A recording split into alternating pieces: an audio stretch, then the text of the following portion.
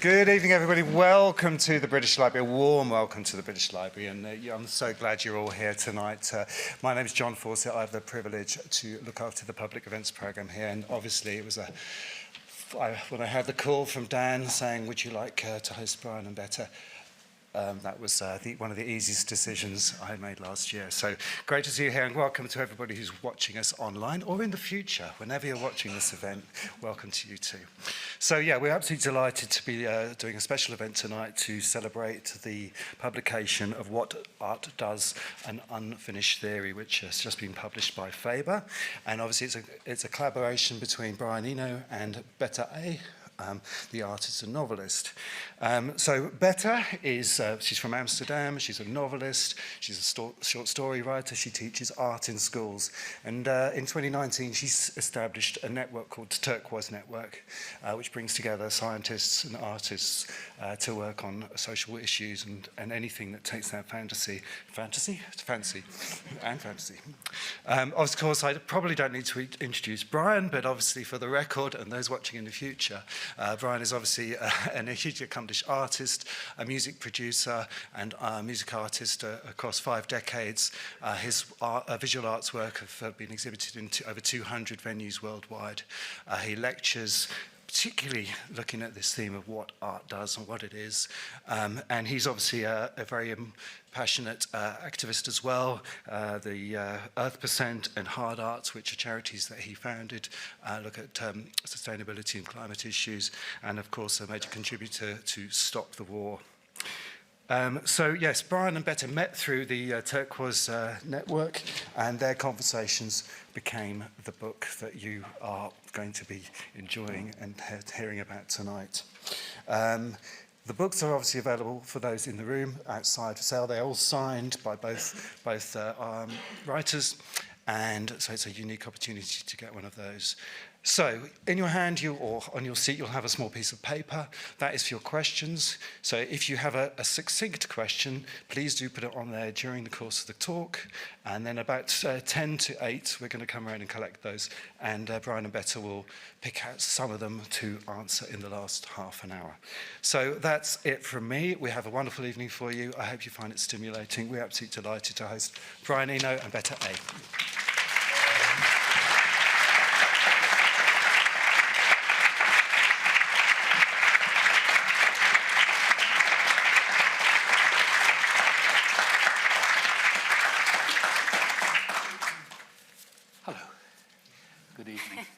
Thank you all very much for coming. I'm going to start by talking about how we met and why we ended up working together on this project. We were at a dinner of scientists, actually. I think we were the only non-scientists there. And we started talking to each other, and I started explaining to Bette, who I then thought was a novelist. I didn't know that she was also an art teacher. Explaining to her that I had been obsessed with this question for years and years and years of why does art actually exist? What does it do for us? Why do we do it? Why do we like it? Why do we like making it? And having read, as far as I knew, all the books on that subject, and there aren't very many, funnily enough, there are lots of books about art, but not about why art actually exists. I hadn't really found a satisfactory answer. And this was sort of 50 years worth of reading that I've got on my shelves in my studio. And I said to Bette that, I think it's very, very important that if we're expecting governments to fund the arts in any way at all and not to keep shrinking the budgets for them as they've been doing for the last 25 years or so, or even more, we ought to be able to explain why we think it's important. We're in a climate now which tends to think of the arts as the dessert, the gravy, the bit you add on at the end, the not very important part of what humans do, whereas science and technology are always being dignified as the sort of thrusting, cutting edge of progress for human beings. And this had reached a sort of climax for me when I was talking to a young girl, a 15-year-old girl, at a party that her parents were giving. She's a bright kid, and she said, I said, what do you think you'll do at university? She was talking about going to university. She said, well, I'd love to do art, really, but my teachers say I'm too bright for that. And so her teachers had sort of hived her off from the arts channel of things and tried to get her into financial technology or something like that, something really useful. And I thought, this is crazy. That poor girl who so wanted to do this thing couldn't explain why she wanted to do it, couldn't explain why it might be a good option. And so, as I was talking to Bette, this was resonating with her quite strongly. And at that point, I found out that she is also an art teacher at the Rietveld Academy. Yes. How long have you been there?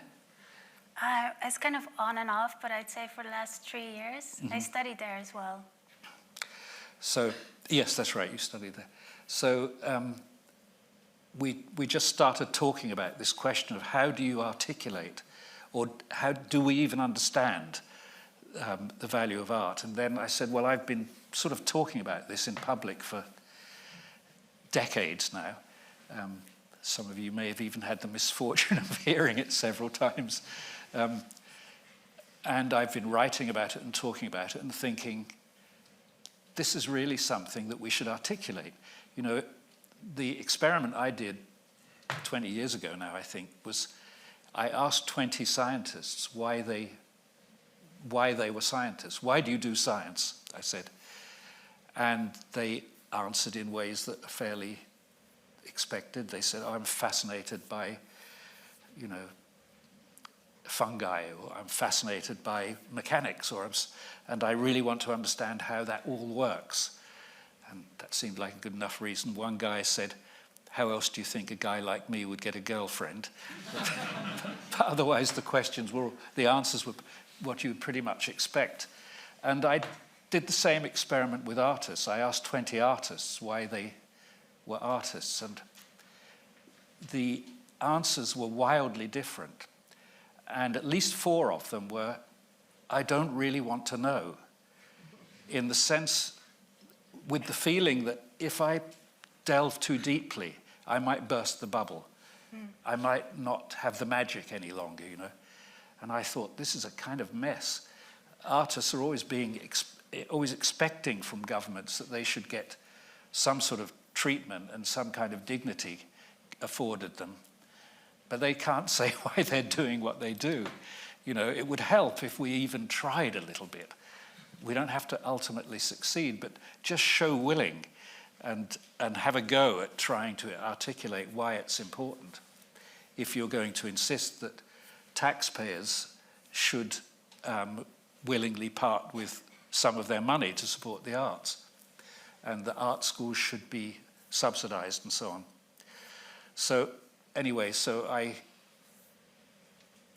ended up talking to Bette about this, and she said, well, maybe you should put this stuff together. And I said, well, I've been trying to put it together for years. I've got transcripts of all the lectures I've given and lots of interviews and so on.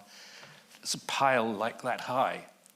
And she said, well, I wouldn't mind reading through those things and seeing if I can form it into some kind of shape. So that's how it started. But it turned out to be a much more complicated and interesting relationship than that. Because it turned out that Bette had a lot of good ideas in these lines as well. And that she was an illustrator, which I didn't expect. That came rather late in the conversation, didn't it? Yeah, I was trying to remember get some clarity on some of the ideas that you have, and I was doodling. And you just said, I like that, let's do more of that. I wouldn't mind if half the book was this, doodles. Yeah. So that's how it started. And for me, that was really fun, because I've always wanted to put my drawings in a book. And I really like that when you say you had this pile of notes and you've been working on it for 40 years, the book just got shorter and shorter and shorter. We just simplified, and took out everything that we felt was overly complicated, too specific. It really went down to the question of what is art for? So in order to answer that, you first have to say, okay, what is art, or how do we define it in this instance?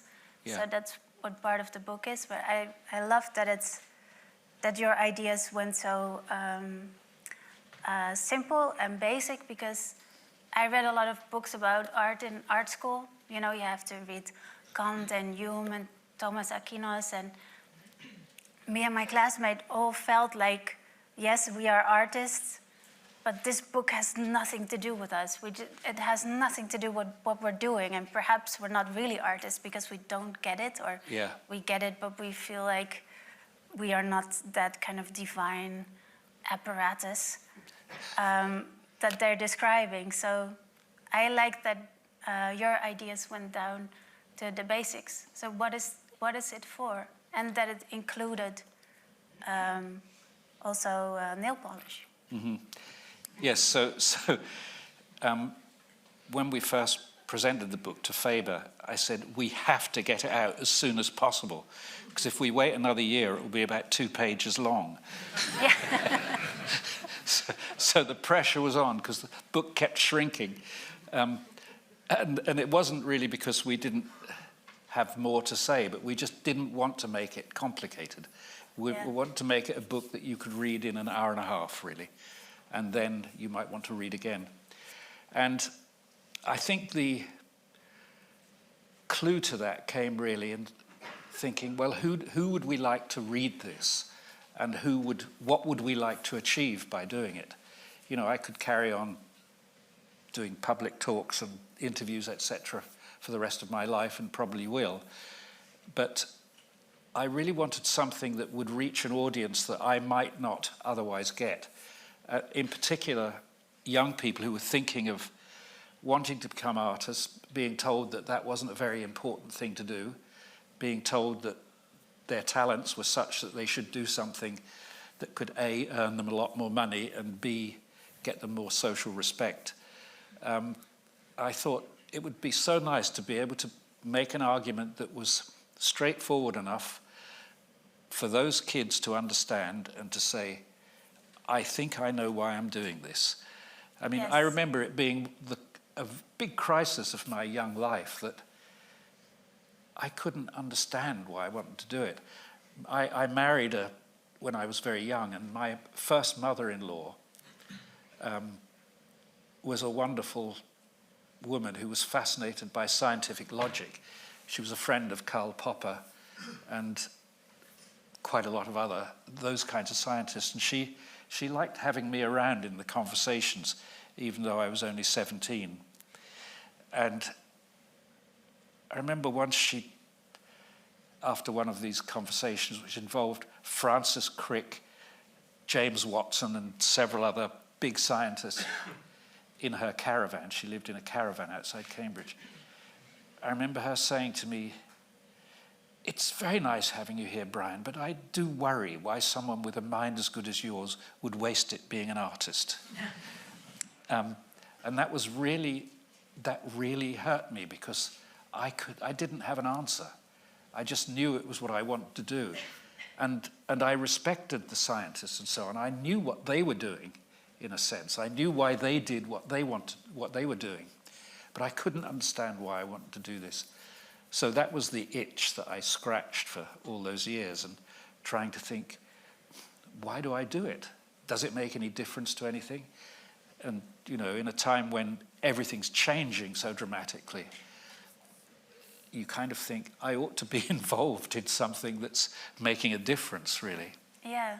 What would you answer now if you could go back and your mother-in-law would say, why would somebody with a bright mind like yours go into the arts? Would you have a good answer now, or would you just hand her the book? I'd give her this book. Yeah. Yeah. Future mother-in-laws can expect that. Yeah. And I think it's also quite good to know what it's for, not just to explain to people why you're doing it, but also for yourself. Mm-hmm. You hear that children, when they get into early adolescence, they go into this stage that they call the drawing crisis. So they stop a certain form of art, and they never pick it up again. and they stop because they think my drawings aren't good enough. They're not photorealistic. They're not reaching the level that I want them to reach. So I'm gonna quit. And it could also be singing or dancing. I'm not doing it at a level that I want to be doing it, so I quit. If you know what you're doing it for, you can then have a conversation with yourself. So why do I need my drawings to be photorealistic? I can take a picture on my camera. I might be doing it for another reason. So if you know what you're doing it for, you can have that conversation with yourself, or a teacher can have that conversation with you. And when you're young, you learn all these things like riding a bicycle, and they tell you what it's for. It's for going to school. Or you learn math, and they tell you what it's for. But art, they don't tell you what it's for. No. So then when it goes wrong, or you hit a moment where you insecure, insecure, it might be hard to work yourself out of it. So I kind of hope that also thinking about what art is for would help people. It would have helped me. It actually has helped me to write this book. I'm much freer now when I do art, because I know what I'm doing it for. And I kind of wondered, since we're really promoting art, I think you can say that we are. Do you feel it would be better if people did more art? Yeah, I think first of all that people do a lot more art than they think they do. Yeah. So in most people's minds, there's one bunch of people called artists, and there's another bunch of people called the audience, or people who aren't artists anyway. And I think that's already a bad distinction to make. It's a false distinction. There are obviously people like me who full-time are artists, and who make their living by it. But that doesn't mean that all the other people who are doing creative things are not in any way involved in that category. I see a spectrum from people who, at the one end, like us, I guess, are full-time artists, and then right at the other end, there are financiers, or people who don't really ever do things that involve the creative interaction with materials.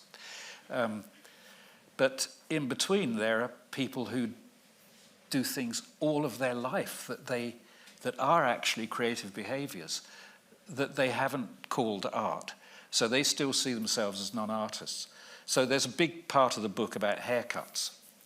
And I chose to start talking about haircuts because it's an artwork that everyone, except apparently me, has. So it's a set of aesthetic choices on your head, and there's no reason for a hairstyle. There's no functional reason for having your hair that way rather than that way. There are some functional issues with hair. You don't want it to be too long if you work with machinery, for example. But most of the issues to do with haircuts are not functional. They're to do with style, with some kind of set of associations. So I thought that since we are, in some sense, all first-hand artists when it comes to our hair, also our clothing, if you like, that would be a good place to talk from, to start with that idea, to start with thinking, well, what are you doing when you get a haircut? Why are you making those choices? Why do you even bother? Why don't we just let it get long and then just chop it off? Which one can probably assume that was what hairdressing was at some time. It meant hacking the hair off to get it out of your eyes. But we don't do that. We make a lot of other choices.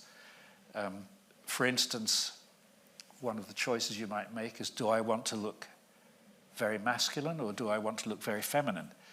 Of course, that axis changes all the time.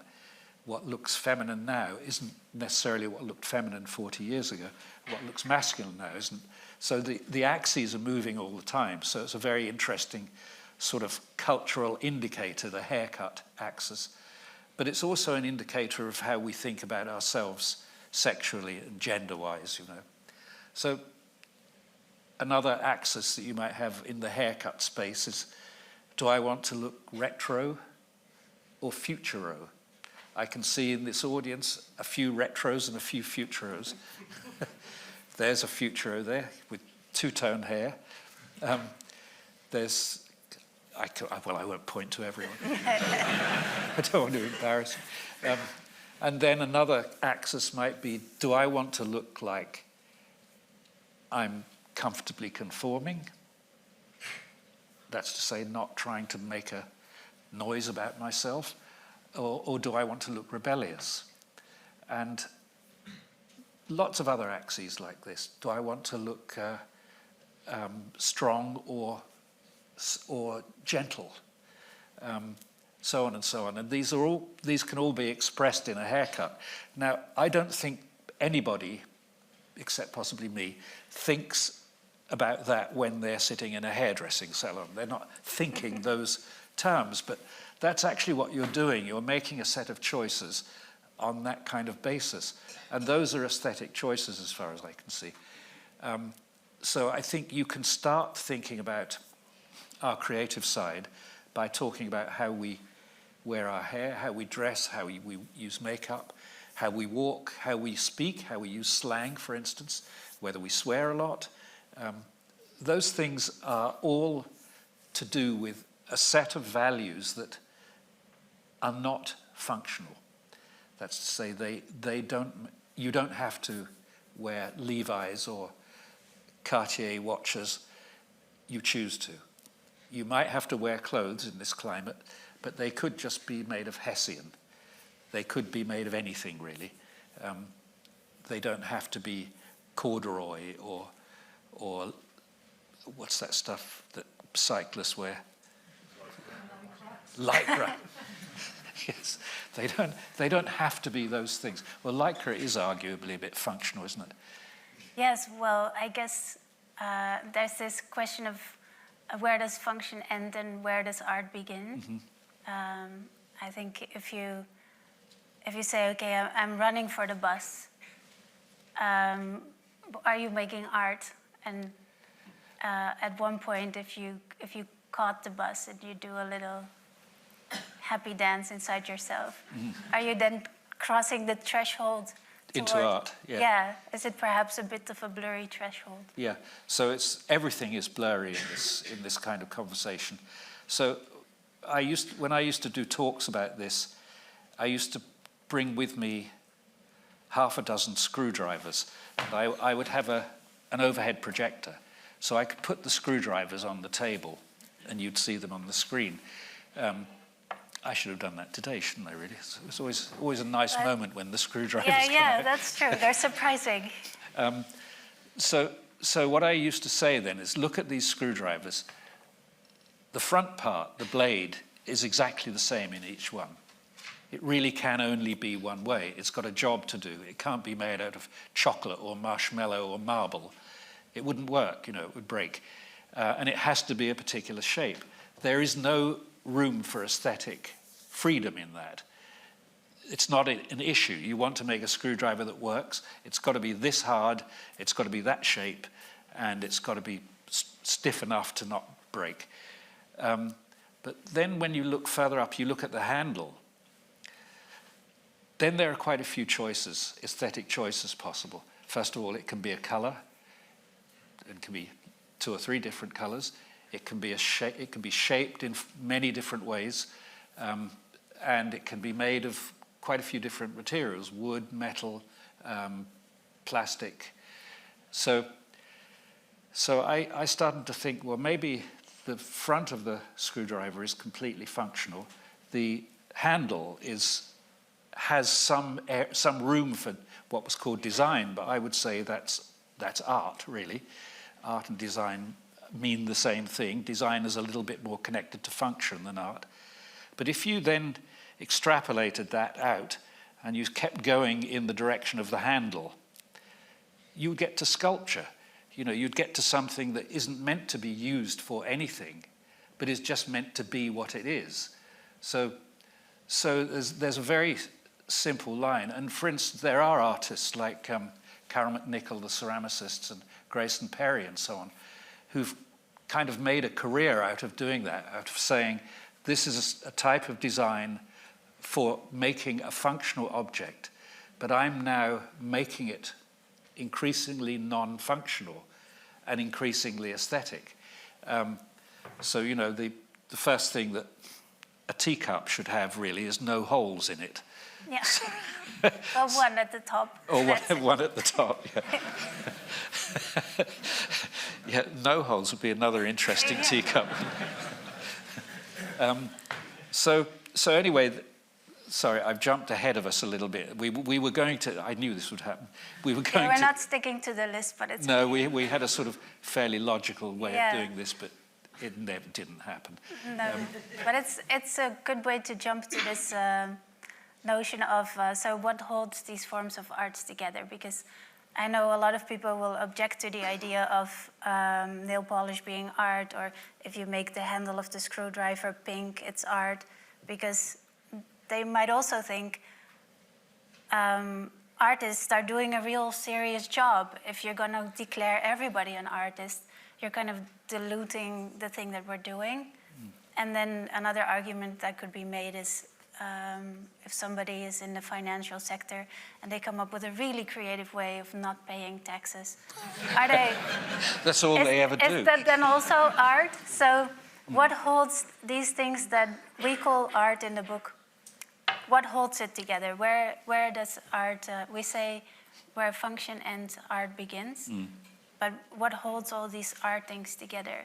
What is... So, I'm going to jump forward again here. Yeah. One of the, I think, the really interesting parts of the book is about play. So, we all know that play is not superfluous activity for children. Play isn't a waste of time. The Victorians thought that it was. So play was sort of severely rationed, so children didn't get much of that, and they got a lot of book learning. But now we know that children are always learning when they're playing. They're learning all sorts of things. They're learning about materials, how easily something breaks, whether you can bend it, mold it. They're learning about relationships. How much can I bend or mold that person next to me? What can they do to me? They're learning about social structures. They're learning how to make things, how to take things apart. And it's all called play. Nobody is educating them to do that. It's absolutely natural for children to do that. So we all accept that when children play, they're learning about all the things around them in the world. Funnily enough, as soon as they hit the 11 plus or so, we start discouraging play again. We start saying, now you've got to get serious, you've got to get a job, so stop playing around and do your lessons and do your exams and so on. But I think that what art is doing is it's offering adults the chance to play. So in the book, one of the things I say is children learn through play and adults play through art. And I think that is what is going on, that we carry on being creative and trying things out, seeing how this feels and how that feels. Important word, feels, which we have to come back to. And this is how we maneuver through life. And it has exactly the same function for us as play does for children. When children pretend, you know, you're the nurse and I'm the doctor and she's the patient, what they're doing really is imagining a different world that they're in and they're in some kind of relationship to. And they're imagining how that world works. What does it do? What does she have to do? What am I allowed to do? And so on. All of these things are very important things to understand. And we carry on through our life learning in the same way, trying to see how things work by imagining how else they could work. And what novelists are often doing, like Bette, is saying, what about a world like this? Imagine a world where this was the case and where this person existed and this person interacted with this world. What would that be like? What would you feel about that? So Should we get into feelings? I think so, yeah. So we're talking about we should keep playing. That's basically what we're saying, or it's a good idea to keep playing. We're in favor of it. And art is play for adults. So if we play, if we make a sculpture, you know, what is the point of a sculpture? Perhaps you have a garden, you put the sculpture in it. What is the point? What are you doing it for? Or you standing alone in the shower and you open your mouth and you make noises that we call singing. What are we doing it for? So what is this play for? And in the book, we talk about feelings, and you make a good point in the book that feelings don't have a really good reputation. So rational things, good; feelings, not so good. Feelings a bit sort of slippery. You can't quite define them, and you don't know if yours are the same as other people's, and so on. Yeah. So to say that art has to do with feelings might sound as if it's not important, but I think it's extremely important, and it's exactly why actually I started writing fiction when I was really young. When I had an argument with another girl in my school, for instance, I would get really caught up in the emotions and I wouldn't know what to do. And I would write a little story in which I would turn us into squirrels, for instance, or elephants. And then I would explore different endings. For instance, she would get really mad at me, or her mom would get very mad at me. And then through this fiction, I could think clearly and feel clearly, and then decide if I should apologize, never play with her again, ignore it. And so I really used fiction as a tool to feel through situations in a safe way. And I think it's very obvious to everybody how fiction does that, you know.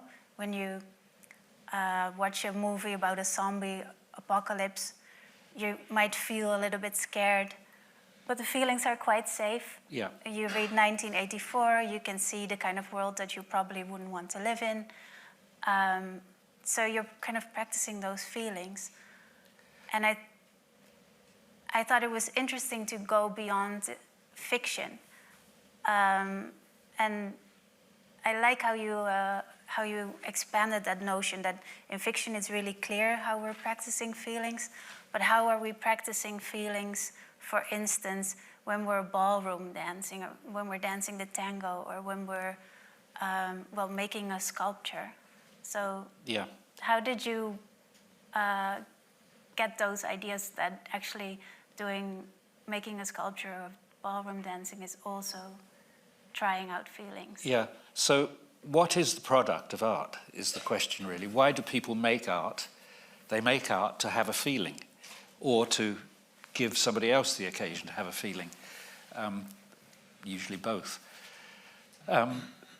That's the only product of art, as far as I can see. I mean, sometimes when you read the impossible to understand writing of art writers, you get the impression that art is very, very important because it's helping us to understand reality. I think that is a piece of bullshit. I just think that is completely misleading. It doesn't really help us understand in that they're trying to make art into science. They're trying to say, scientists get all the respect. We want some of that respect as well, so we'll say we're doing the same thing. But I don't think art is doing the same thing. I think science and art are absolutely complementary. They fit together, but they don't do the same thing. I think sometimes that science discovers, that's its job, and I think art digests. I think art's job is to tell us how we feel about those things, to give us a chance to understand what relationship we can take to those things that science has discovered. It isn't to discover more things about molecules. It's to give you a chance to practice having the experience of that knowledge, to see what you now can feel and do that you couldn't do before. And one of the unfortunate things about what's happened in art schools in England, and I say this as an ex-art student who loved being at art college, one of the terrible things that's happened is that art students are now expected to act as though they're academics. So they're expected to produce essays in which they quote Lacan and other French writers who've obviously been on the Bordeaux too much sometimes. But there's this kind of idea that if you can't explain what you're doing, you shouldn't be doing it. But the whole point of art is the exact opposite of that. The whole point is to nudge your way into things and see what you feel about them and try to understand them through your feelings about them, not through your intellect. The intellect follows quite far behind. You know, you have things happen to you. The first thing that you do is have a feeling about them. The second thing you do is translate that feeling into a thought, and then you translate that into action. Those parts come after the feeling side. And most of the important decisions you make in your life are not made with spreadsheets. They're made on hunches. The people you settle down with and have relationships with, the friends you end up with, often the job you end up doing, the political party you support, all of those things really are not very rational. They're sort of senses. I just feel that's a good person. I just don't like that one. And you can, of course, you rationalize them after the event, but the feeling comes first. And I don't think that's bad that the feeling comes first. We have to have quick reactions to things. We can question them and change them later, but in the moment, you need to react. And there's too much information to compute, or too little and too much in a way. So, sorry, that went off your question a little bit. So how does art do that? Okay, we'll go to that. Yeah, feelings. Well, I think you have a good point, because one thing that Artspeak also made happen is that it has shaped how we give funding, for instance. It has shaped how art is taught. It has shaped how governments talk about art as if this really complicated thing or mystical thing. Yeah. And when you're in art school, you might want to apply for funding, or when you leave art school, and they would like you to write about your art in that complicated manner, and they would like you to write about it before you even have made it, because you're applying for funding in order to get money to buy the clay or whatever, or the paint. And then you have to go into this territory where you have to say things like, you might have a hunch, I'd like to use more black paint. You have to write things like, I'm going to interrogate the binary of the chromatic spectrum. Things you really don't believe at all. And not everybody's capable even of producing sentences like this. But the people judging your application very often look for that kind of language. So the thing you do is you both kill your work before you started it by defining it. It still needs to grow. It's not even there yet. And you lead yourself in this territory where you have to lie and please people who are not artists. And, you know, that's sad for the individual cases of the artists who have to simulate that kind of speak. But I think it's actually really dangerous in the sense that it has alienated so many people from art. They say, oh, art is not for me. You know, they might be music lovers. They curate their music every day. They throw dinners, decorate the table. They might be doing so much art, but they say art is not for me. Yeah. And when the government makes decisions about art, they think that's not about me, and good that they're cutting the funding for that nonsense. Yeah. But actually what you're talking about is art education for everyone, also for the people who might not want to be professional artists. Yeah. Is beneficial, in my opinion, for everyone. So this art speak that is fueled by a rational approach to the art, or sometimes mystical approach to the art, has been quite damaging. So this is also a way to take it back and to say it's about feelings, and we're happy about that. Yeah.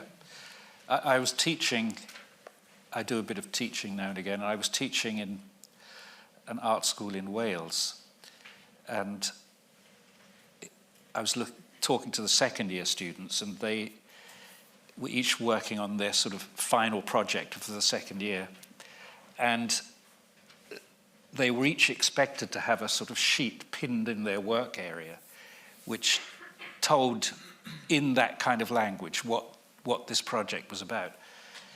All total bollocks, you know, from every single one, just bullshit. Yeah. Just the kind of thing you write in a grant proposal because that's how you get money, sort of thing. Yeah. And there was one rather, in fact, very good artist, a young woman who had her piece of bullshit stuck up on the wall. And this other teacher came by and was reading the piece of bullshit, and it had a quote from Giacometti. And the woman had continued the article, what she was writing, by mentioning the Giacometti quote, and then saying, if the artist believe his blah, blah, blah, is this and that and the other. And the person with me says, his. And this student burst into tears because she realized she'd made an ideological error in using The word he for the word he. artist. She'd just picked it up from the Giacometti quote, and I thought, fuck me, is this really where we're at now? Yeah. It was like a Stalinist moment, you know, where somebody doesn't applaud the great leader at the appropriate time and ends up in the gulag for 15 years. I thought, really, can't we just relax a little bit and see that here's a clearly talented person. Let's encourage them, not chop them off at the legs every chance we get. And so it all comes from that sort of attitude of we've got to make art serious and correct. Yes. It's a terrible, terrible curse. And I can understand sort of why the art schools are doing it, because they're talking to bureaucrats about trying to get more funding, and they think they've got to talk in that language. But the real language that you should be talking in can be seen on display. For instance, I was a couple of months ago in Lausanne, where sits my favorite art museum in Europe. And it's called the Collection de l'Art Brut. It's the museum that Jean Dubuffet, it's the collection he made from all over Europe of what is now called outsider art. So these are people who often were in institutions, but not all of them. Some of them just had normal lives, but they just made a lot of art. But they were never part of the art world. And when you go to this place and see the incredible diversity of creation that people are capable of, just to give you one example, or two examples I'll give you. A lady who died in her 60s, and she had always, her family knew her as a late sleeper. She always went to bed late. Nobody knew why. She just sat at the kitchen table doing something, nobody knew what. When she died, they found thousands of pictures that she'd drawn at night. She just sat at night for a few hours and she'd do these pictures. And they're tiny, they're about postcard size. And when you first look at them, they just look grey.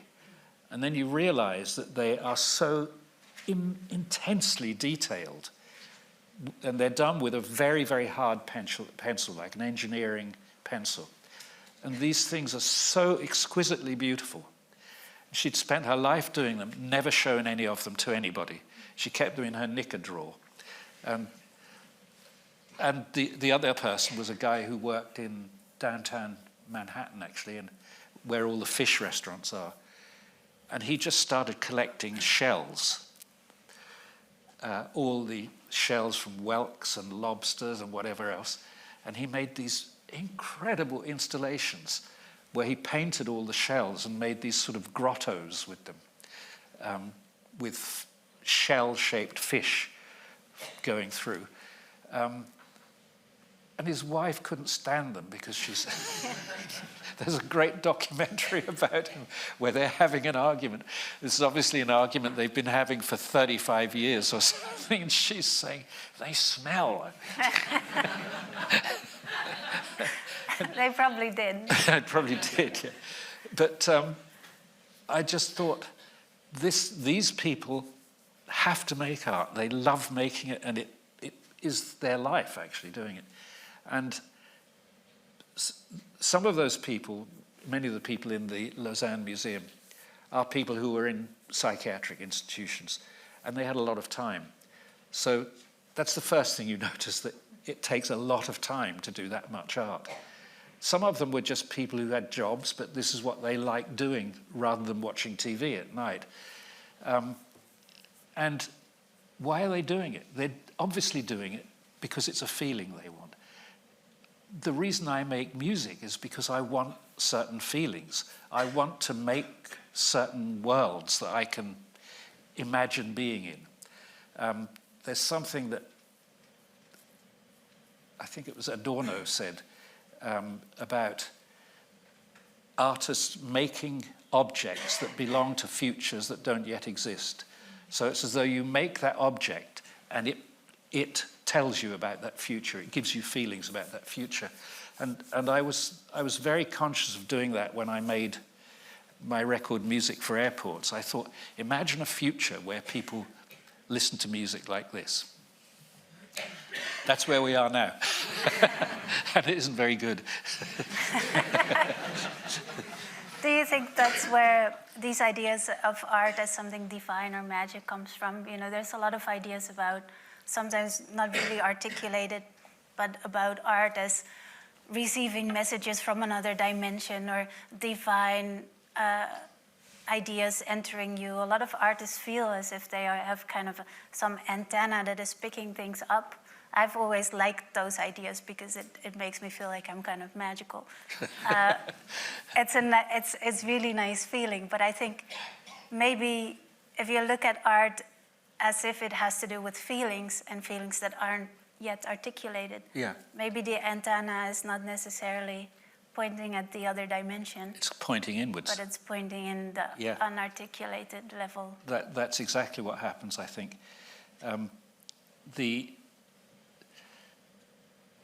The problem now is, of course, we have so many distractions to stop us ever listening to those antennae. You know, the biggest businesses in the world are based on their ability to capture your attention and to hold your attention. You know, when Zuckerberg and all the other new fascists constructed their platforms,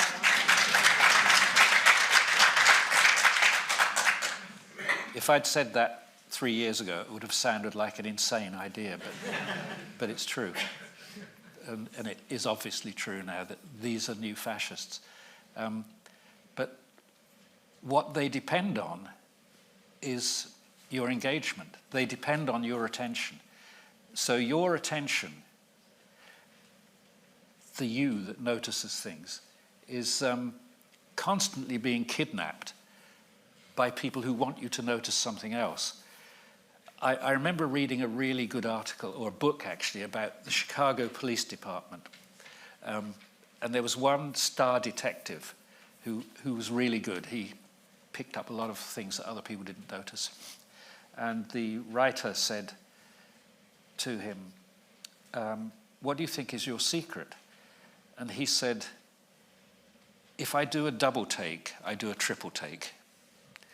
So he meant, if I find myself kind of noticing something, I don't dismiss it. I think, why did I notice that? Why did that catch my attention? And this is something that's very hard to do when you're completely drowning in messages that are trying to catch your attention. There isn't time. As soon as you start to think about something, something else is calling you. Something else wants to sell you something or tell you something about what you should believe about other people. Oh yeah, I forgot to say, did he tell you about the questions? You did, Yeah. Thank you, John. Sorry. And if you are capable of keeping your attention where you want it, so you're not on social media all the time, or you're not on it at all, as many people are, and you keep your attention focused, then there might be a lot of alarming things happening where you think, oh, I need to put my attention there. You know, I'd like to make a poem, but actually maybe I should do activism or start a soup kitchen or get into politics. So how do you make it important? Is it worthwhile to make that poem even though you don't know, you know, maybe only what you the like effect it? would be, yeah. If there is so many things that perhaps are more important? Yeah, this is a dilemma that I live in all the time, because I'm sort of working as an activist and working as an artist. And my solution to this is thinking, suppose you live on a farm. There are things you have to deal with quickly, like the cows need milking, the haystack's on fire, things you have to deal with. But the other thing you have to deal with is keeping the soil rich. So you have to also be thinking in the longer term of saying, what will make this place viable in the future? And I think artists are often called upon to become propagandists, to sort of put their name to things, or to put a slogan on a painting they've done. Called upon by others or by themselves? By themselves and others, I think. Certainly by others. I get a lot of that. Yeah. Why don't you write songs about Palestine then? Yeah. You know, as if, you know, what kind of artist are you if you can't turn your hand to a real cause like that? It's a reasonable question. Yeah. But I think the soil of culture, it's a much less obvious place to direct your attention. But I think it does need to be cultivated. Well, it does need to be kept and looked after.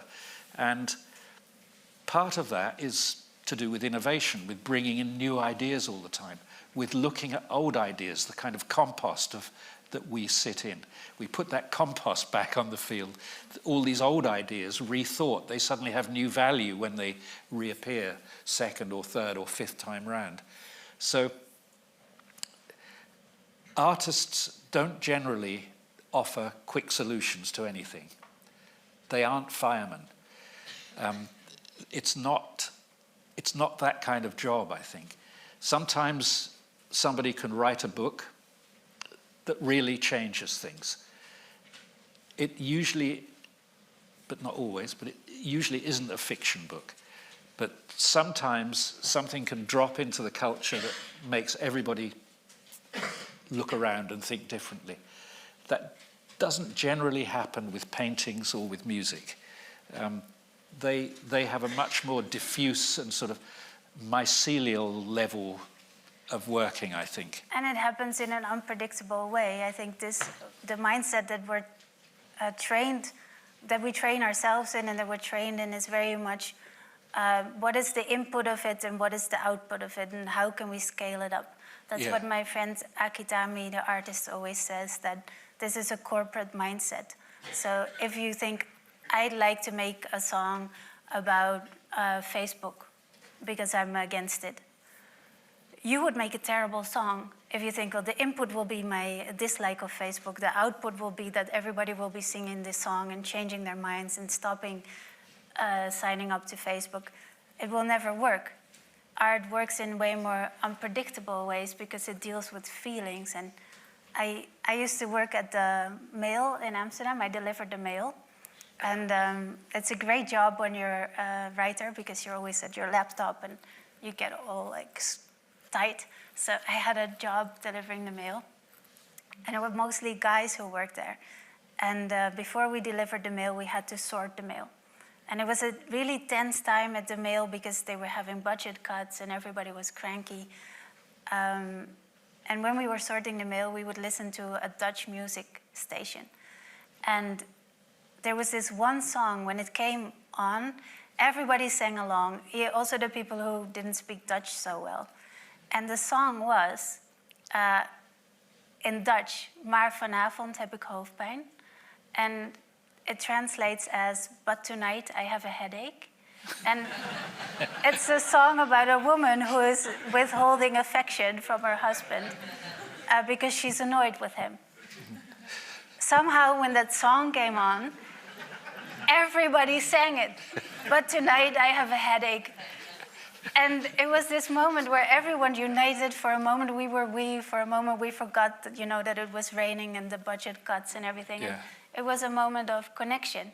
I don't think that the person who wrote that song ever thought about, unifying people. Postal workers in Amsterdam. No, and it made no sense. The topic made no sense to me that would be the thing that would join us all. So it can work in these unpredictable ways, like that song that you told me about. Jerusalem. Yeah. Oh, it's funny. England is about the only country in which Jerusalem was not a huge hit. Does anyone know the song? This is completely astonishing to me. I think it's probably the most important song of the last 15 years. So it comes from South Africa, has the most amazing singer with a beautiful voice, Nomchibo something or other, her name is. But it's a beautiful song, very easy to like. But there's a little dance in it. The very first film that came out, these Angolan kids started dancing, and they came up with a few steps. And this dance spread worldwide. And there are films on YouTube, just go and have a look, because they're very funny, of sort of the whole of BA's ground staff doing the Jerusalem dance, or all of the young novitiates in the Vatican doing the dance, or a bunch of nuns in northern France, or a bunch of milkmen in Germany. Just all over the world, people adopted this dance and dressed up for it. And the people on beaches, in airplanes, in garbage disposal places. And I thought, what a fantastic thing that a piece of art can bring that many people into some kind of connection and understanding with each other. So one of the things we write about in the book is two questions. What does art do for me? And the other is, what does art do for us? And that social function of art, which we haven't really mentioned at all in this. There's so many things we didn't mention. It's hard to sum, but hopefully some people will buy the book and they will read it. And then it's good that we didn't say everything yet. Yeah, there's plenty, well, not very many pages in there. Have you, we didn't show you the book. Or perhaps you've all seen it, but there, look, it's got pictures in it as well. Colours. It's very expensive doing colour these days, Look at it all. So, anyway, I'm not very good at promoting things. So we should probably take questions, shouldn't we now? Yeah, perfect timing, yes, yeah. There we go. So you're good at sorting mail, but can you sort this? Oh, I'm so skilled at it. I'm really good at it. Give me half and Yeah. So we won't do all of them. That will be too much. Let's see, this is a good one. Okay, let's do that one first then. One of these is quite long. I don't think I've got time to. Oh, this is a good question. This one is good too. Okay, we should address the peoples. Yes. Well, no, why don't we just sit here and read them? And laugh. Why do you think that we're not told what making art is for? That's a very good question. Yeah. I think the answer is because most of us don't know. I'm sure art teachers would be very happy to be able to say to their superiors and the people who hold the budget strings, this is why we teach children art. Yeah. It's because it does them good in this particular way. But no art teacher ever said that to me. No, I had great art teachers. So I've been a bit negative about art schools and Artspeaks, but I had wonderful teachers, and we mostly talked about the thing that we were making. So why is it dark versus light? What would it be if you made it longer or shorter?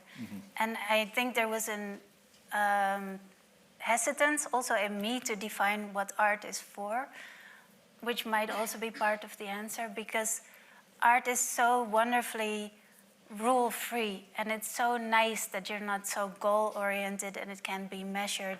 And it's also kind of scary if you say it's for this. Yeah. You kind of worry that people will then swoop in and say, have you made any feelings happen yet? Yeah. You know? How's it going on the feelings? Yeah. So could that also be part of it, you think? Yeah, and also there's a reluctance to translate art into other forms of currency. So one of the things that started happening when art school funding started seriously getting threatened was that people, and I was one of them, thought, well, it would be a good idea to try to calculate the economic value of art schools. Because, as you probably know, culture is one of our big industries. We're nearly as good at doing that as making weapons, and money laundering, which are our really big industries. But we're good at making art and pop music and comedy and so on. And I thought, well, why isn't that quantified? Why don't we accord those industries that kind of respect?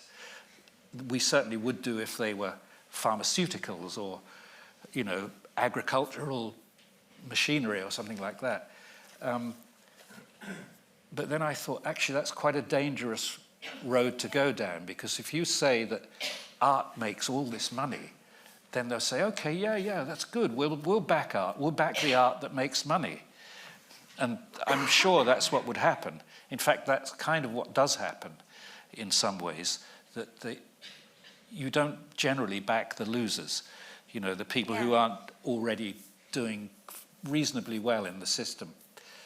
So I think that introduced a kind of reluctance to try to quantify the value of art in economic terms. And it's also a shame to measure it only in economic terms. I met with an Afghan poet. I had a conversation with her a while back. Most of you will probably know that the Taliban banned women from doing a lot of things, such as reciting poetry. And there are vice laws that prevent a lot of forms of art that are not religious. So how does that impact the country? And she explained to us that poetry in Afghanistan is so important. Children learn to recite poetry at the age of 5 in the mosque. They also learn Sadi, Hafez. When they get together with their family, with the older generations, they recite poetry to each other to bridge the generational gap. To not have that anymore. You can measure it in money, but also there is such a loss that I don't know how you would measure it except for, I don't know, depressed people, a number of depressed people or something. If there weren't art between them. Yeah. How would you measure? It's not really measurable. You just have to look at something like Jerusalem, as I said, worldwide success, except in Brexit England, which for some reason probably thought South Africa was somewhere in Europe and should therefore be not paid attention to. But that sort of outburst of joy and those occasions when people feel we're together, we've got a lot in common, we can enjoy this thing together, that's worth a lot, I think. I mean, every dictator knows that the way to consolidate a community is to give them a good song to sing and a nice uniform. But it's true. And, you know, maybe we should be trying to write the song. I've been trying. I like that you include me in it, but we know about my musical talents. But yeah, I'll help. Okay, let's do another question. This is from David. You talk about the idea of seniors. How do you think we can all participate in it if the institutions we cooperate in are trying to divide us? Very good question. So seniors is a word I came up with some years ago, and it's the kind of communal form of the word genius. I had got fed up of hearing about Kandinsky being a genius and Picasso being a genius and Rembrandt being a genius. And because the more I started to read about how creative situations work, the more I realized there are always lots of other people around those few stars that you never hear about. So it's a little bit like mushrooms, you know, the mushroom comes up and it looks amazing, but underneath there's tons of root structure that's all there, and without that you wouldn't get that fruit. So I sort of thought we should start looking at creative situations as ecosystems, really, creative ecosystems. And then suddenly a lot of people become important.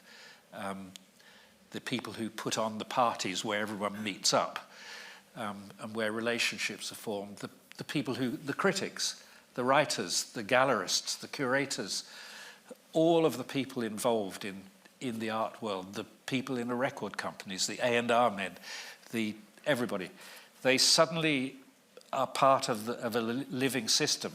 And of course, you know, when a Picasso pops up, we pay attention to that. But we shouldn't think that he came from nowhere. He came from a community. You know, I often think, although great ideas are usually articulated, or often articulated by one person, they're nearly always the product of a huge community of activity and thinking. Anyway, so David has asked, how can we participate if all the institutions we cooperate in are trying to divide us? Well, we can't. We're under threat in that respect, and now we've entered the sort of new era of fascism. We're under huge threat because fascism has two characteristics that are concerning. One is that it wants enemies, and the second is that it wants no middle ground. It wants to be us or them. And of course, everything interesting happens in the muddle in the middle. Everything you want to know about happens where things aren't clear and where they're muddled up on the sort of cusp of chaos. And part of the institutional separation of people is doing things like Bette was talking about with art language, of making languages that are deliberately exclusive, that are intended not to inform but to exclude, to consolidate an in-group and to exclude an out-group. And very much art criticism is like that, I think. I mean, to be perfectly honest, having known some art critics, I can tell you it's a lot to do with weed.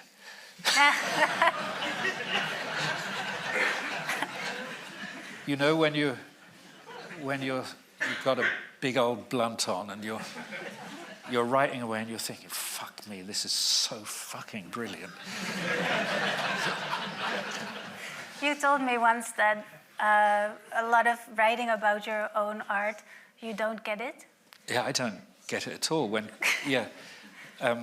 Well, I remember doing a show once in London, and the owner of the gallery said, well, of course, you'll want a program and the detail, some writing about the work. And I said, well, actually, I can do that. I think I pretty much know what I'm doing. So I wrote something, and I sent it to him, and he said, there's not really enough Artspeak in this. And that was actually the word he used. Yeah. And so he got somebody else to write something, and it was utter fucking bollocks. I mean, it was really prime cut bollocks. It had nothing whatsoever to do with anything I'd been thinking about or that the work was intended to do. And I thought, I'm not made for this business. And it didn't get used. But it was all about making the audience intimidated, actually. So people would come in and think, fuck me, I don't understand this. It must be good. Yeah, you feel excluded because you're not smart enough. And then you might just, you're not going to comment on it because you don't get it. You know, the Yeah. oil barrel and the white space is a commentary on something, and you just don't see it. I don't know if any of you know the film Barry Lyndon. It's my favorite film, and it's full of wonderful cameos. And there's one great cameo where Barry, having risen to the top of British society as a rough Irish lad, decides he has to kind of look the part a little bit, and he goes to an art gallery where he's taken through by the dealer, and the dealer sort of is this mixture of fawning, sort of horrible, oily flattery and a little bit of disdain. And there's one scene where the dealer is sort of showing Barry, and they said, the artist is very famous for his absolutely superb skies. And then Barry looks up at a picture above, and the dealer says, "Oh, I see you've noticed that one. I'm not sure that's right for you, sir." As a sort of challenge, you know, Yeah. saying, "Oh, you wouldn't, that's a little bit beyond you." Complicated. And of course, Barry falls for it, hook, line, and sinker, and buys that one. Yeah. Anyway, that little scene, it's about 4 minutes in that Barry Lyndon film, is for me the crux of what we're talking about. Did I answer your question, David? I don't think I did. I have another one that's slightly similar. Sorry, David. How do young artists create scenes, as in scenius, a scene to hang out in, when there are less and less artists in art school? And it has a note, especially with the difficulties with the economic climate. Mm-hmm. So I think, how do you find your scenius? And if certain doors are closed for you, how do you create a scenius? Well, pop groups are a good example of a scenius. And I wonder how many people in this room have actually been in a group at some time, whether it became well known or not. Come on, own up. See, look, quite a few people, right?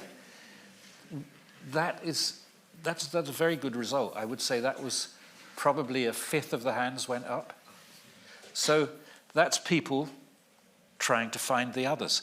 You know, Douglas Rushkoff in his book Team Human has this beautiful chapter called Find the Others, where it's your responsibility to find your scene, to find the people that you can think with and grow with and develop ideas with. And I think that's exactly what people are doing when they make a group. Let's make a little gang and let's try and do something together. And it doesn't really matter whether they do anything together in the end. The being a gang is the doing, actually. Yeah. And sometimes in my experience of seeing this process happen, I've noticed that thinking of the name for the band takes much more time than thinking of anything that the band is going to do. But it is a way, funnily enough, it's a sort of surrogate self-examination process where you're really thinking, who are we and what are we doing? And somehow that comes down to, what are we going to call ourselves? You know, is it the prestigious elephant? I'm not sure about that one. I like the elephant, but I don't know about prestigious. Shouldn't it be oleaginous elephant? No, it's too long. You know, again, this is making art. This is what people thinking about, what is it that connects to me? Yeah. Even though I don't quite understand why it does, but what is it that moves me? And as I keep saying to students these days, you have to shepherd and safeguard your attention so carefully, because everybody wants to occupy that space. Everybody wants to answer that question for you. Yeah. They don't want you to be moved by your need to make funny little stories or something like that. They want you to be moved by your need to buy new clothes and shoes and holidays and cars and all the rest of that shit. And I think if you develop a fascination like that, if you develop a true interest of yours, even when you're quite shy or not socially smooth, I was horrible at what they call networking. I'm still horrible. I find it awful. But if I go into something that fascinates me and I meet somebody who was also fascinated by it, I make a connection. And even when you're very shy, I don't know who asked this question, but I know it can be hard to find a genius, but I think your way is your fascination, to find people that you really connect with on a certain topic. And we had, Brian has a genius happening in his studio, and there was someone called Audrey Tang talking to us. And she's very smart, and she's in politics. But as a child, she would write to professors about their research. And she wouldn't mention that she was 12.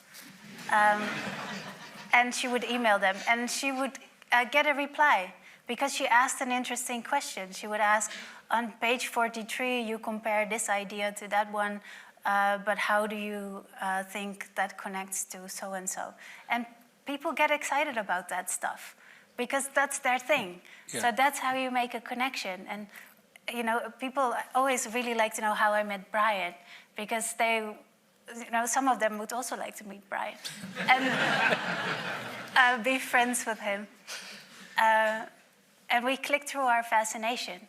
We're fascinated about art, fascinated about what it meant socially and how we could protect it more by doing some work. And that's where the connection came from. And I think from all the emails that I sent as an art school student, there are so many unanswered ones. And you just need to sort of forget about all the times you were ignored. Yeah. And go where you are wanted. You have to work at it, because if you don't, there's a flood of stuff that will fill the space. And it isn't the stuff you wanted. It's the stuff you were given, you were delivered, or was funneled towards you. And you really have to be, I think, so disciplined now to say, I'm not going to get up in the morning and put my phone on immediately and be buried under all sorts of propaganda and advertising. I have a rule now that I just don't switch my phone on when I get up. And I don't put the radio on. And I don't do anything. I just sit there for a while. And what I've discovered is that if you just sit there with a cup of tea, instead of consuming, which is what you're inclined to do in the morning, you find that things start appearing. Ideas start coming up from inside you. So I developed this idea, and it may not be true, that you can't do input and output at the same time. It's like you can't breathe in and out at the same time. And yet, everything in the society at the moment tells you, breathe in more, take in more and more and more. You've got to stop it sometimes. You just have to stop and think, okay, I'm going to be bored for a bit now. I think boredom needs a real public sort of advertising campaign in its favor. Yeah, I think so too. So here's another question. Actually, there's a really quite a difficult question here. Is there bad art? It's so... Doesn't say who that's from. It's so important to ask this question, and also the other side of the coin is what is good art?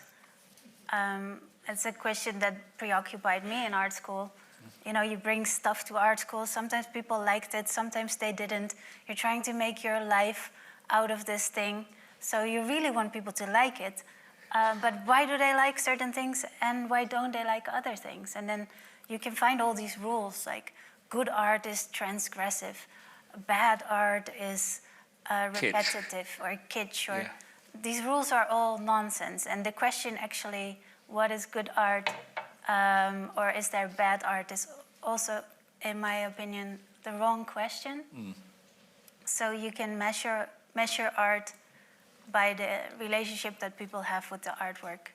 So if you make an artwork that only you like, I make a poem and I love it, and I like it, and everybody else finds it a complete waste of time, then for them it wasn't good art, and in that sense it wasn't successful, but it was for me. And yeah, that wouldn't have made me happy in art school, because I think, well, it sounds like I'm never going to make any money then, you know, if I only like my art. But that's an external, it's a side effect. So making money, having lots of people like it, that's not what it's for. But sometimes it's important, but it's not what I would measure it by. Yeah. Well, I remember for a while I got very interested in tuning in on my radio to North African radio stations. And I completely fell in love with this singer, who I just loved her voice, and I thought the music was amazing. And her name was Samira Taufik. Turned out she was an Arabic film star. And to sophisticated Arabic ears, she sounded really kitsch. So I would meet Arabic people and I'd say, "What about Samira Taufik then?" and they would go, "Yes, well, it's a bit like, you know, somebody coming over from some foreign country and raving about Petula Clark." Yeah. And say, "Fuck, I was so interested, it's so amazing, this music." And that really was good art for me. I mean, I changed completely the way I thought about music from listening to Samira Taufik. And meanwhile, there was Kulthum and all the great Arabic singers, which I didn't get them quite as much. It was her that did it. So for those people who knew quite a lot about Arabic music, Samira was rather a sort of second or third level player, but not for me. No. So in answer to your question, yes or no, yes and no. There is bad art, and it can also be good art for somebody else. I find it quite uplifting, and I'm sorry to say, but that some people considered some of your best art bad at the time. You know, this idea that things that are really appreciated now were considered by some people not good. Terrible, yeah. Yeah, and I'm sorry, it sounds horrible, but it's also kind of uplifting to know that it might shift. But the thing is, if you think of art as a process rather than a thing, this problem, is there bad art, it all revolves around the idea that some things have this property in them called art, and so other things don't. And the things that have it in them, it's evident and it radiates out and we all see it. It isn't like that. Art is a transaction. It's a name we give to a relationship we have with something, whether that be a book or a film or a nail varnish or a cardigan or whatever it is. So if you stop thinking of it as a property of something, but as the name for an interaction, then I think that question disappears. You know, you can have a good or bad interaction with something. It's not about the thing itself, it's about the relationship it has with you. And it can be a long relationship and a short relationship. Oh, here's a good one. Is art something that only humans do? Do non-human animals do it? Can machines do it? Well, I am really fascinated by this chimpanzee who found a piece of grass and in a zoo, and he stuck it in his sort of behind his ear. I don't know if they have ears, but he put it here, and then the other chimps started doing it. Yeah. And it was a fashion. Yeah. And I'm always on the lookout for animals fashions, yeah. doing fashions. There's now orcas that put fish on their head, but it's not fashion apparently. The biologists say it's just a way to put food somewhere. But I'm really on the lookout for animals doing art, and I don't have many examples. Just the chimp is the best one with the grass. Well, yes, there's quite a lot of birds that do, like bowerbirds and lyrebirds, that have those very beautiful, elaborate nests, which are dismissed because they're functional in the sense that they draw the female in and then they mate after that. But why, you know, the question isn't asked, why does it draw the female in? Why should the female be interested in lots of blue shells? Yeah. It seems to me clearly that that is something to do with art. It's not to do, you know, people say, oh, well, the peacock's tail is there because it demonstrates the peacock's fitness. Well, it could just be a bloody big tail to do that. Yeah. It doesn't have to be beautifully coloured. It could just be fucking huge. And she'd probably still be impressed.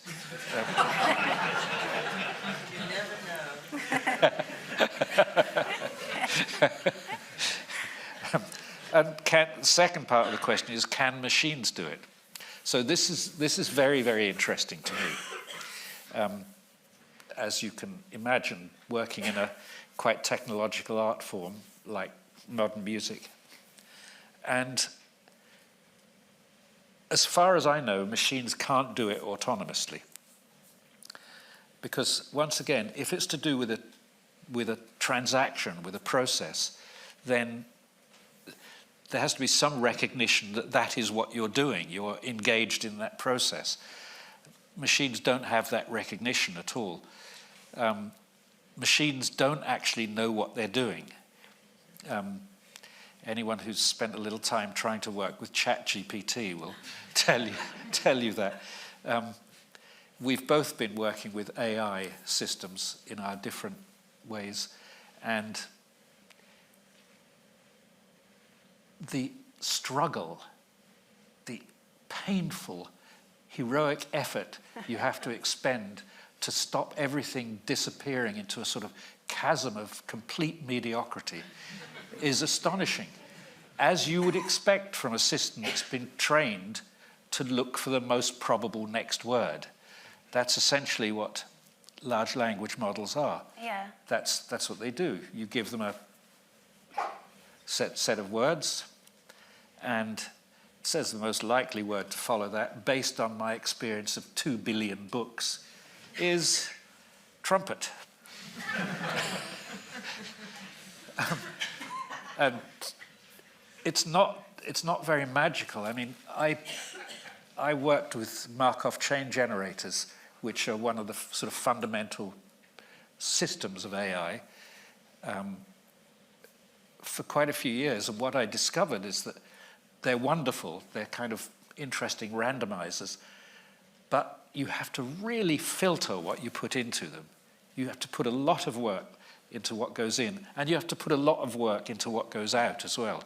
You filter each side. So at the moment, AI systems, when they work well, which is quite rare, I think, they're very much, it's very much connected to how much work you, the operator, put into them. So I'm sure that in the not too distant future, I will be fooled by something and I'll say, Jesus, that's really amazing. And someone will go, yeah, it's AI. Yeah. And you're exposed as a fraud. Yes, then I'll have to hang my head and I guess kill my myself. answer is it's more in the intention. So if we talk about art as a way of making feelings happen, as a non-functional engagement, if I hold up my arms like this because somebody says somebody's robbing me, and I hold up my arms like this, I'm doing something functional, trying not to die. But I might also be holding up my arms like this in a postmodern performance or a modern dance. So this is my intention now, right now, is art. Yeah. And I don't think the machines have the feelings No. to have the art intention. So the art, you can definitely have, I can have an art engagement with a result from a machine. And to me, it can be art. I don't think, in my definition, they can make art because they cannot have that engagement. Yeah, that's right. It's always functional. Here's another somewhat similar question. I guess... That will be the last one then. Should it? Yeah, Yeah. I suppose we should. Okay. This is from... Is it Lorcan? Yeah. What kind of a name is that? Irish. Did I say it right? Lorcan. Yeah, Lorcan. Okay. Beautiful. It's a lovely name, yeah. Do you fear a uniformity in the art experience with the influx of algorithms tending to choose a lot of the art most people consume on a daily basis? That definitely happens. And I've sometimes been a beneficiary of this. I released an album in 2008 which did okay, but one little tiny track of it, 2 minutes long, started getting used in playlists. And once you get a thing in a playlist, it tends to appear in other playlists.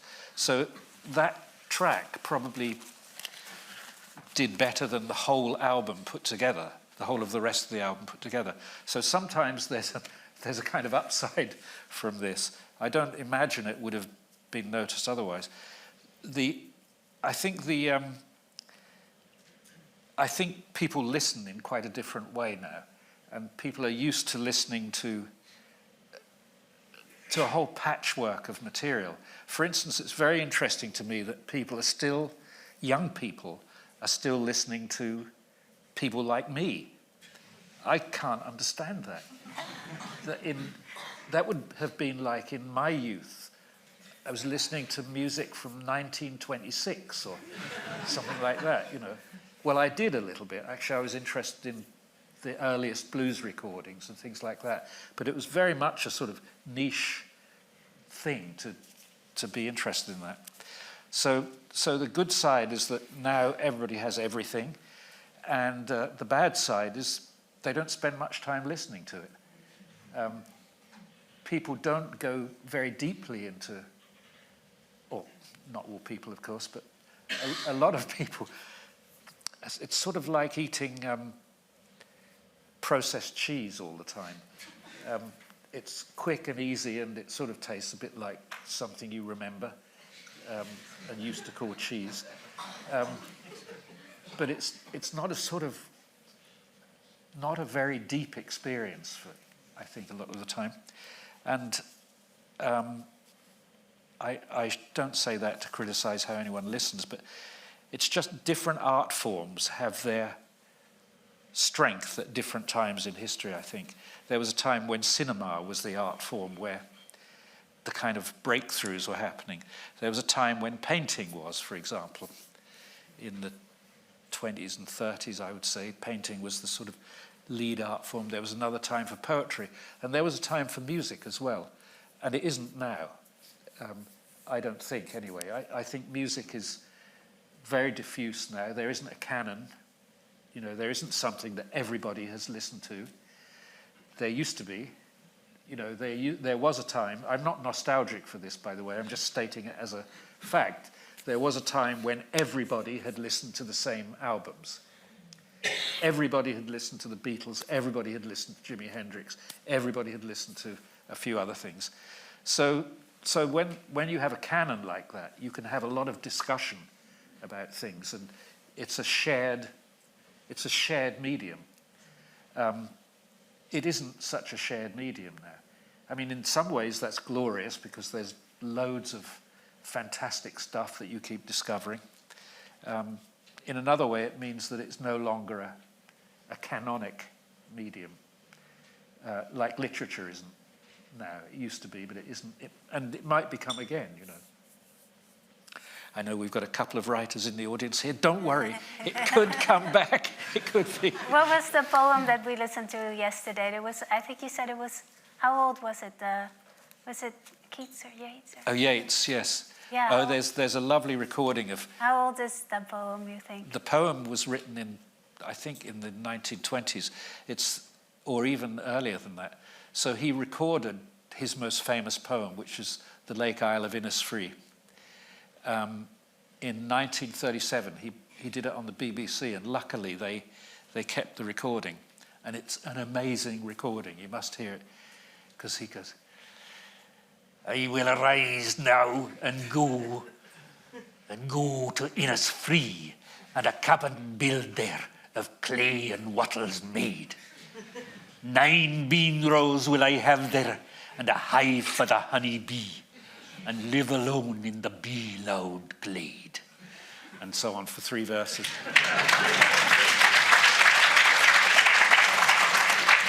But really, listen to it, because his voice is so powerful. And still so Why did we good. get onto Yeats? I thought I was hoping you would do this thing, Oh. and then it will be a beautiful ending. Oh, good. That's a beautiful ending. Thank you.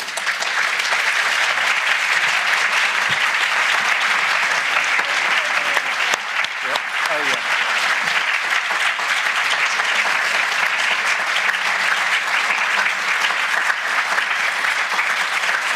Thank you, Brian. Thank you, Bette. I think it's rare that in the course of an hour and a half, so many ideas have come off this stage. So that will nourish you for hopefully a lifetime to come. And rarely has our next Yeats. book. Well, there you go. Rarely has Yeats been quoted so beautifully on this stage before. So thank you very much for being here. Thank you, Brian. Thank you, Bette. Thank you.